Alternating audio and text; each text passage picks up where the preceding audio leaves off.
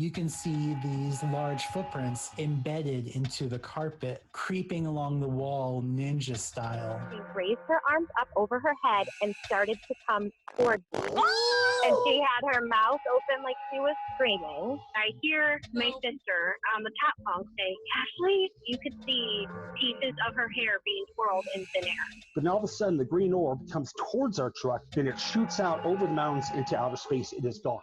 So that is my ghost story. Hi, and welcome to Haunted AF. It's the podcast of real ghost stories told by real people. We are your hosts. I'm Julie Fisk. And I'm Rebecca Black. So coming up in just a little bit, we're going to talk to the real estate agent behind the new rash of possibly haunted houses. Ooh, I like. Or extremely or definitely haunted I houses. I love the definitely haunted tag. Yes. So we're going to talk to him. And we also have multiple stories about terrifying small things. Like you don't think about little things being scary, but they're really freaking scary. So that's all coming up. I love it. So by the way, send us your stories. hauntedafpodcast@gmail.com. We love them written. We love audio. We love video big time. So please send us your stories. hauntedafpodcast@gmail.com. And by the way, we haven't been getting a lot of audio lately. So please send us, and especially we've been getting great stories from all over the world, and we would love to hear your voices. So again, send those audio files. Also, don't forget, if you binge the whole podcast, and you're like, I need more, we've got a Patreon page. We've got more. Patreon.com/hauntedaf. We're not currently posting new content there just because we're so busy posting content here. For the normal Yes, but there's podcast. over a year's worth and 8 minisodes from just this past summer alone. So, and we have to say hi and thank you to our brand new patrons. We have Olivia, Sandra, and Diane Robertson. Actually, those last two are new annual patrons. And remember, if you become an annual patron, you get to save some money. Right, so it's cheaper. By the way, if everything just shits the bed in a minute, it's because my cat is sitting up here with us. Every week. The cat. Yes. And which we're allowing it right now because she is shitting on the beds again. I was going to say, as long as she doesn't poop on the equipment, we're good, right? Then we're good. Yes. So don't poop. That would be catastrophic. Don't poop, little cutie. But I would prefer to have her right here in front of me so I know she is not pooping somewhere else. Did you say that would be catastrophic? I think you might have. Oh, I did. I need to be spanked, Rebecca. Okay, are you ready to jump right into the story? Yeah, absolutely. So we're on the phone with Matt Mick from Lincoln, Nebraska. And what's the name of your real estate group again, please? Yeah, Lincoln Select Real Estate Group at Nebraska Realty. And the reason that we found out about you is someone sent us one of those for sale signs out in front of a house, and it has possibly haunted, and then your name and the phone number of the agency displayed underneath. And so multiple people sent this to us because we love it anytime we see the not haunted or haunted house signs. So I just wanted to know, where do you even get the possibly haunted signs? And is the house actually haunted, or is this a joke? Yeah, great question. We have a bunch of signs we use, but not haunted, possibly haunted, and definitely haunted, or 3 like haunted type signs we use. We try to use them on fun houses where they'll make a statement. We use them because for sale is just super boring. Right. And we have other signs that are fun too that aren't necessarily, relevant to haunting. The sign in the yard, I use that sign because, of course, the house is older, built in 1900, and I was not aware of any hauntings or anything at that point. But about a day on the market, I actually received a call to show a couple. They actually informed me that their grandma lived there, and they actually started telling me some stories that they had experienced in the house. So it possibly is haunted. I did receive a call from a neighbor, and they were like, it's funny that you have that sign because all the neighbors have always looked at that house and considered it, haunted. There's rumors going around about that house throughout the years. So it might be haunted. So that's the perfect sign for that. You said that you have one that says definitely haunted? Yeah, we have something that say definitely haunted. We usually use those on houses that don't look like they might be haunted. We don't want to turn off fires at homes too much. Wait, have you ever had somebody show up who's like, well, this house isn't haunted enough? This house is so basic. Yeah. It's like, I need at least 2 or 3 poltergeists. You said that you have other signs that are not haunted related. We have some that say hot neighbors.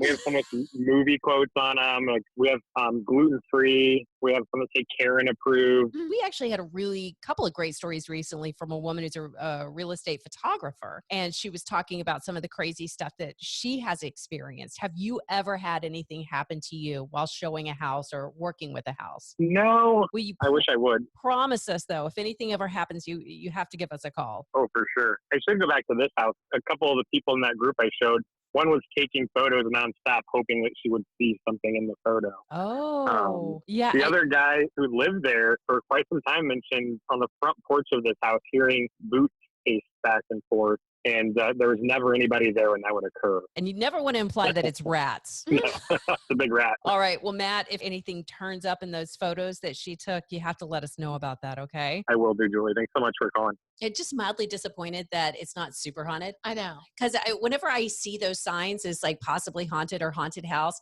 I have the mental image of that scene from the original Poltergeist. Yeah. Where they walk in the bedroom and stuff's just flying everywhere. Yes, that's my mental image. So this story comes from Nahid, writing from Sylhet, Bangladesh. How cool is that? That's freaking awesome. I'm 19 and currently taking university preps. I found your podcast through Talk is Jericho. Oh, thanks, Chris As Jericho. so many people have. Yes, and I thought I'd share my stories too.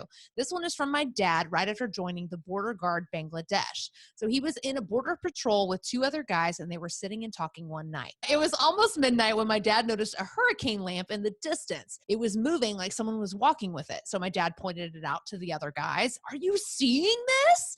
They didn't seem too concerned about it, but my dad kept bugging them about it. So they made a bet with my father for an outrageous amount of money. All he had to do was catch the guy walking around with that hurricane lamp. My father thought, how hard's that? Right. So he starts walking out towards the light through the paddy field. Then he heard a ringing sound coming from the distance, like if you hit a tin with a stick, that kind of noise. And it grew louder and louder the closer he got. Then he saw another light, then another and another. And that's when my dad realized there were no people with lamps. It was an orb of light. So cool. Floating around, making a ringing noise. That's my favorite part. I know. And they just kept multiplying as he got closer. He then obviously came back and those two other guys asked him, so new guy, you catch the light? So they're like sitting him snipe hunting. Yeah, exactly. So clearly they knew and they just decided, hey, let's prank the new guy. Interestingly enough, those orbs are very common things. My dad's colleagues even speak of patrolling the borders and seeing those balls of light floating and ringing. It's very common. Sincerely, Naeed. P.S. Did I tell you I live in a house which is supposedly built on a mass grave?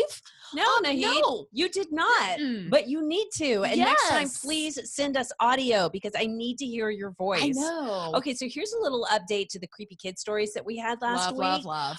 This one comes from Tony. From a time period when my daughter was around 3, she would talk about, quote, the man in the closet. The first time she ever mentioned him, I'd put her to bed and could hear her talking in her room. I went in and told her to go to sleep. She was very irritated and told me she was trying to, but the man in the closet kept talking to her. I asked her what he was saying. She said she didn't know, but she could just hear him talking. It got to the point that when I put her to bed, I'd say, okay, man in the closet, she needs to go to sleep, so please be quiet. But she told me it made him mad when I said that. No. Ugh. She also told me one night that she could see people on top of each other in the closet. What? I asked her if it was like they were standing on top of each other's shoulders, and she said, no, they're laying on top of each other. Yeah, she stopped seeing the man by the time she was about 5 or so. Oh, that's bodies stacked on top That's of bodies. bodies, right? It's gotta be. That's totally what I thought. Oh, man, that's messed up. Mhm. All right, so this next story comes from Don Menard. OMG. I'm listening to your latest podcast and I'm literally down the street from the Herb Baumeister property. Yikes. I live less than a mile from this place. Crazy thing, they sold off a bunch of land and there are many, many houses built on the land where the bodies were found. There's a trail that runs parallel to the house and it creeps me the F out to be anywhere near it at dusk. Anyway, love y'all and your podcast. We got a ton of emails and Did notes we? from people about that story. Yeah. Oh, and so good. I thought it was amazing too. Lots of people who know where this house is, who are familiar with the story. In fact, I think that Ghost Adventures re-aired their Fox Hollow Farms episode this past Friday. I hope somebody got to check that out. No kidding. I want to watch that. One thing, somebody said something kind of snarky about Audrey on Instagram. Yeah, y'all, please don't do that. We have a hard enough time getting stories sent in as it is. So the last thing we want is this to be an unsafe space for people to share their ghost stories. So stop it. So go easy on the judgment. But Audrey, what was the judgment even for? Oh, they just said she was annoying. And then Audrey jumped in. People say we're annoying too. I know, really. Welcome to the club. Yeah, join us. But Audrey's like, you think that's bad? Try living with me. I got to listen to this voice 24 hours a day. I'm like, thank you. Thanks for that response. I get that. Okay, so this next story comes from Justin. So we were turned on to Justin's situation by a friend of ours, Melissa Greer, and she's a big fan of your wife's page, Mama's Gone City. And you guys were posting about this situation that's going on at your house. So Justin, can you fill us in? So we were moving out of this house, and the house was built in 1937. We lived there for about a year. And it was a good house. We thought that it had good spirits in it because the sisters lived there. It was a nunnery. And we're still waiting for the full information of the house. One of the nuns, I showed her the video, and she was going back to their archive it to get the full story on the house for all of us. So for everyone who hasn't seen the video, explain to them what's been going on in your house. So with the move out process, I was there just trying to patch up walls, clean up the house, make it nice for the next people who are going to be moving in. I was there at like 11 at night, doing work all on my own, and I started to hear the doors slam. I was working downstairs and upstairs, like, what is going on up there? And so I went up there and decided to just leave my phone there. I'm like, well, let's see what's going on. So I left my phone in the hallway, and I went back downstairs and recorded. It was about 5 minutes, and you can see the doors just opening and closing and slamming on their own. It's fucking scary up here. Yeah, we're gonna see what the fuck's going on. Check it out.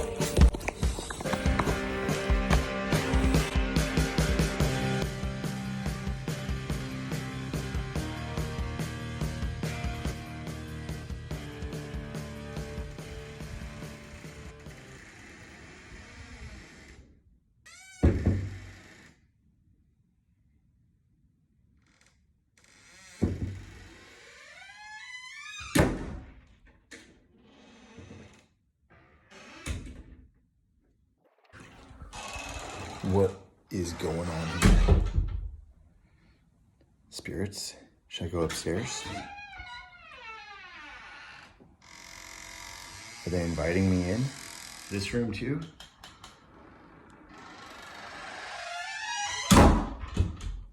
Ooh, I don't know what to do. First of all, everybody will want to know, is there a draft? Was there anything that could have been causing these doors other than the cat, which I assume does not have a thumb to open and close the doors? No, the cat wasn't. The cat was not upstairs. It was a spooky, windy night. Has there ever been an issue with the doors opening and closing on their own when you guys were living there? No.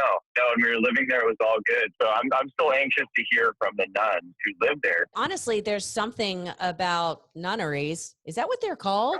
I think that sounds right. It sounds so Shakespearean, doesn't it? But in our very first season, one of my girlfriends, Carrie Slaughter, sent in a story because she also lived in a home where nuns used to live and had been, converted into a house. You would never even guess it if you saw this house. But her son used to say to her, "The sister calls me Mister." Finally, she's like, "What are you saying?" And he said, the sister on the stairs. She calls me Mister when I come up and down the stairs." And he said, she acts like she's mean, but she isn't. She's actually very nice. But the nuns haven't said anything about it being haunted in the past? I'm still waiting. She was going back to their archive. I showed her the video and she loved it. She thought it was great. Have you ever had a paranormal experience before this? No. I mean, the whole time I was in the house, I was patching holes in the wall. And I definitely had some kind of crazy thoughts going through my head. And so I've never known what was in the attic.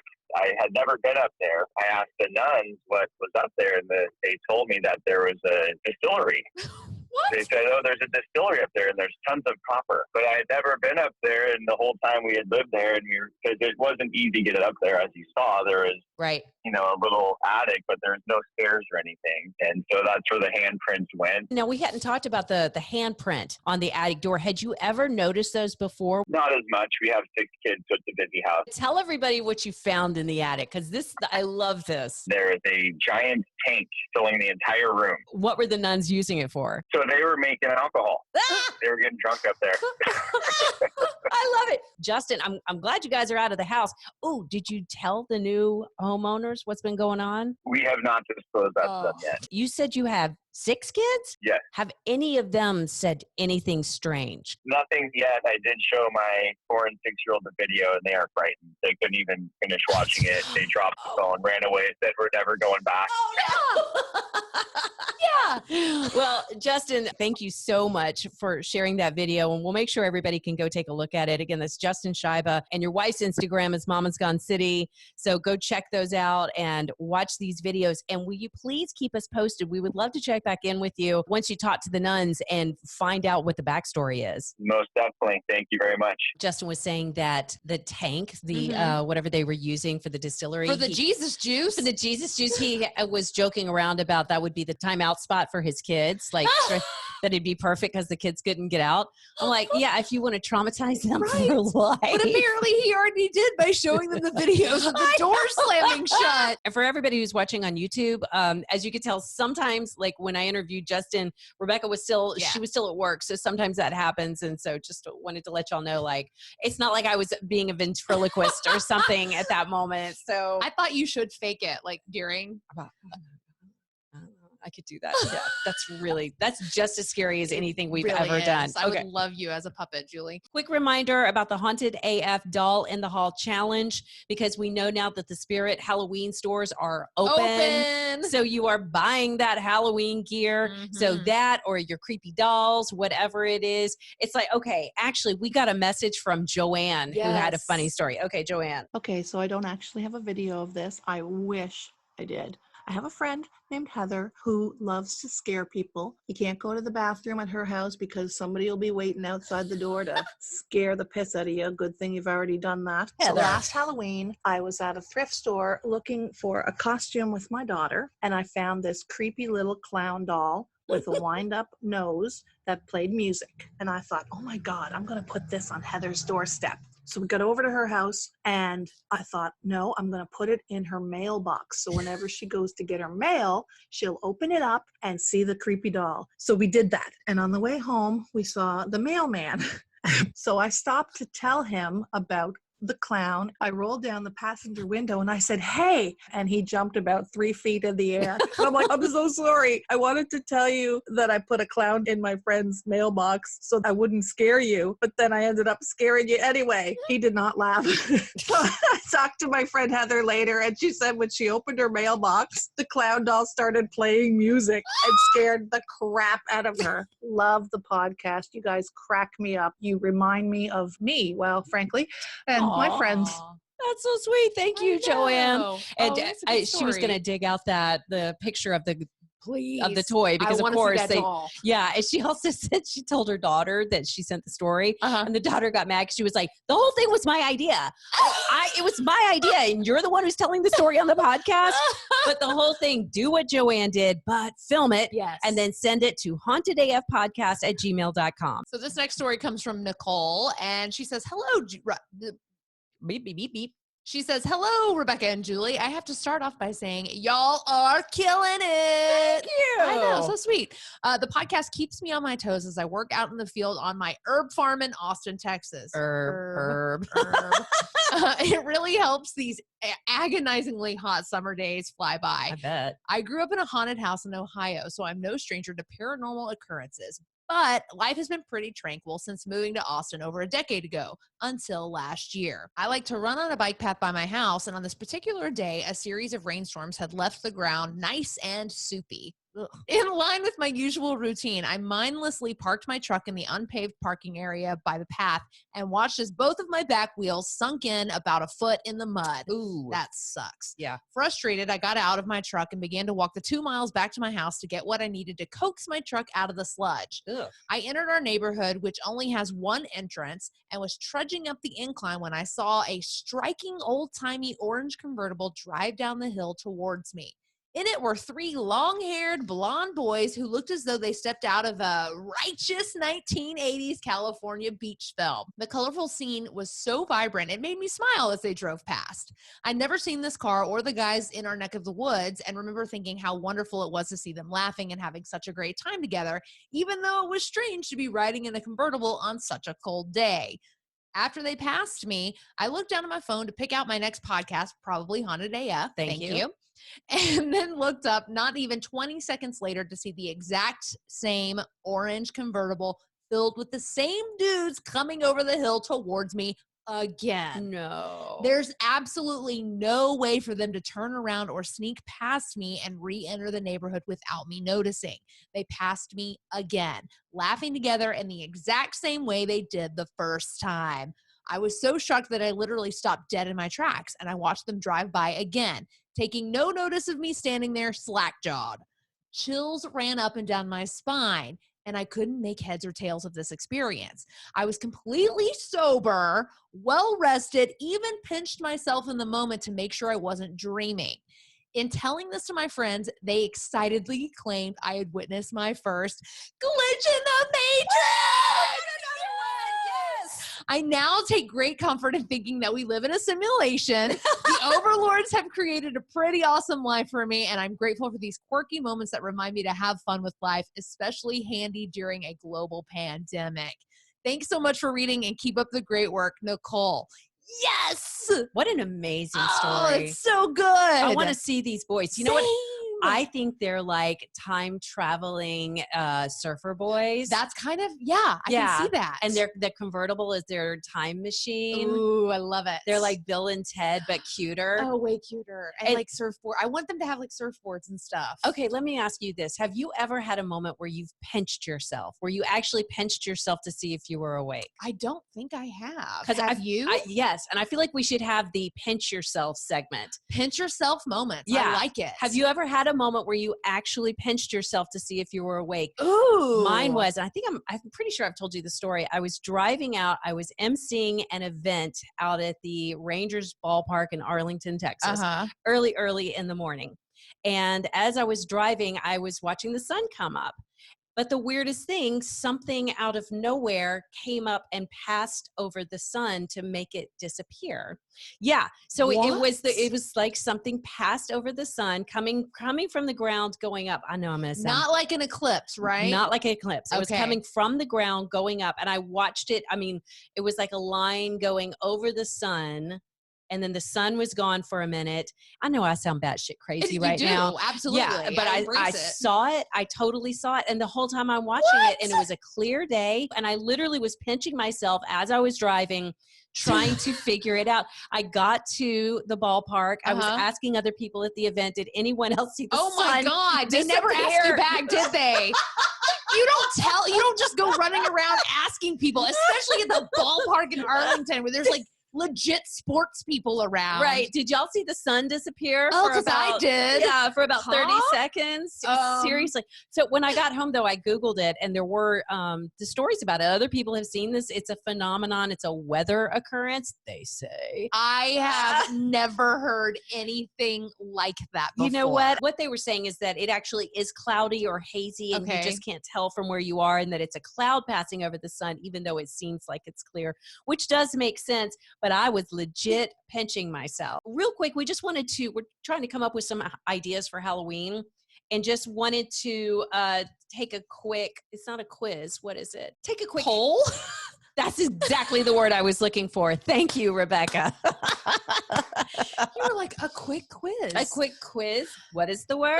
A poll just to find out, would anybody, like if we planned a haunted vacation, something quick and easy and overnight at a haunted hotel, most likely in Texas because we can't really afford flying places. Because we poor. We poor, yes. So, and you hate flying. So. Well, I do hate flying. I would do it for something like this, though. Like if we could do a haunted Halloween weekend at the Stanley Hotel or Eureka Springs, any of these fun places. But we are going to start reaching out and see if we can find somebody who will host us for a night.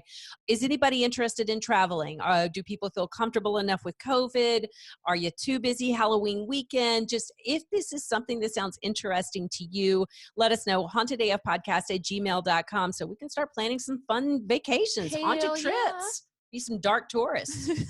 Dark tourists. This one comes from Charlie. I was between age 12 and 13 when my mom sent me to live with my aunt and uncle and 5 younger cousins. I was like, is this Fresh Prince? Oh, come and listen to the story all about how my life got flipped and upside down. Okay, stop. Okay. It's the haunted Fresh Prince. Okay, they had just moved into a place in Palmero, Maine, and let me tell you, that place was legit haunted AF. So many things happened there. One night, my aunt and uncle had company over, and as the adults congregated around the kitchen table, my cousins were all fooling around upstairs. I thought it would be awesome to scare the crap out of the girls upstairs by turning the hallway light on and off. And it would be. I walked over to the light switch at the bottom of the staircase, but before I could reach it, the light began turning on and off, maybe a dozen times. It wasn't a flicker either. It was deliberate, on and off. The scariest part of this, from where I was standing, I could see the upstairs light switch, and no one was there. I stood there in disbelief until it stopped. And the ghost was like, beat you to it, bitch. Yeah, like, haha, I got you. Others have had their share of experiences in that place as well. My favorite came from my youngest cousin, Kayla, who was about 6 years old at the time. She recalls the night when she and her sisters had gone to bed when she heard footsteps coming up the stairs to their bedroom. She looked and saw my Uncle Tim standing there in the doorway, but when he walked away, there was just something about him that was curious. So Kayla decided to follow him to the staircase, where she witnessed him, as she put it, shrink down into the stairs and disappear. It's that stuff that really messes me up. Yeah. The shrinking part, The shrinking. hell to the no. Okay, and see, there's something about this story that reminded me of the one that came from Chelsea this week. Chelsea says, my mom, dad, twin sister, and I used to go camping every summer in Franconia Notch, New Hampshire. We stayed at a campground called Lafayette. The campsites were connected by dirt roads, all leading to one main lodge where you could buy Swiss Miss and dope glow sticks. Yeah. Yes. They also led to a handful of fully functioning bathroom and shower buildings, which were available 24/7. I think my sister and I were about 9 years old for this particular trip. Anyway, I remember waking up in the middle of the night and needing to pee bad. I climbed out of my sleeping bag, popped on my flip-flops, grabbed my flashlight, and headed to the nearest bathroom. The shower building was about 50 yards from our campsite, and the dirt road was partially lit by a large lamppost next to the building. First of all, what the do people actually do that when they're Yeah, camping? I don't do it. Like pee in the middle of, like, you're No. 9 years old and you're walking. There's no way my ass would do that. If anything, I'd just be scared of big spiders. Yeah. Because they always have the biggest spiders at those campgrounds. Okay, I was about halfway to the building when something made me look to my left. My lizard brain must have told me something was off because all of the hair on my arms and the back of my neck was standing on end. It was my shadow. Except it wasn't my shadow at all. Say what now? It was smaller and moving quicker than I was walking. It was also facing the opposite direction. Ew. Yeah, and I say facing because it was clearly a small human-like form, maybe 2 to 3 feet tall and missing the outline of clothes. So it's naked. I swung my flashlight beam over my left shoulder to investigate further and came to a stop. That's when it started running. It quickly disappeared into the darkness of the woods, out of sight. I don't know why the fuck I didn't piss myself, run, freak the fuck out. I think my 9-year-old self simply said nope and kept on my merry way. I didn't even mention this encounter to anyone until later that summer when I recounted the incident to friends at a sleepover where my twin sister was also in attendance. As I told my story, her eyes became wider and wider, and then she said, I saw it too. No way. I've never been able to explain or comprehend what I saw, but 20 years later, I was struck by the similarities while listening to an episode of the Lore podcast. It was about Native American legends of little forest people, and the common themes of forest-based sightings of small human-like beings gave me chills. Hope you spooky bitches are doing well, and this helps fill your content bank. I love, love, love the podcast. XO Chels. Love you too, Chelsea. Okay, so normally people are afraid of their own shadow, and her own shadow was like afraid of her. Yeah, she's like, this 9-year-old badass is walking by herself to the bathroom. I'm scared. Suck it, shadow. Yeah, first of all, we need to hear from your twin sister, Chelsea, because we need to hear the rest of this story from her perspective. No kidding. That's unlike anything I have ever heard. Yeah, and the crazy thing is, like, you Google it, and yeah, That's a thing. it's a thing. There are a whole bunch of these. It's a very common legend with Native Americans. In fact, we have a link that we're going to put at hauntedafpodcast in the companion blog.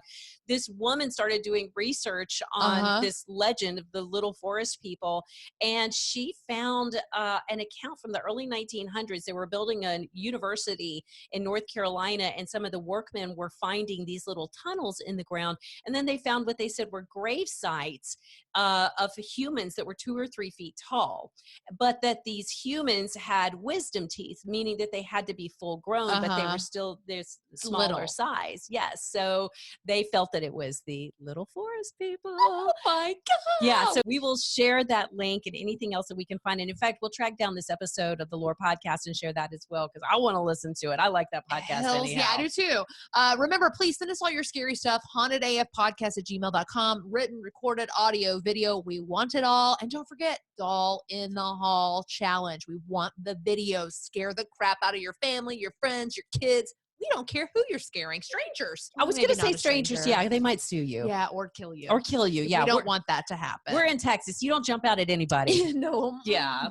And don't forget, share your ideas about going on a haunted vacation with us. I mean, we definitely want to hear your thoughts on that. Send those along with those scary stories to hauntedafpodcast@gmail.com so we can share them all on the next Haunted AF.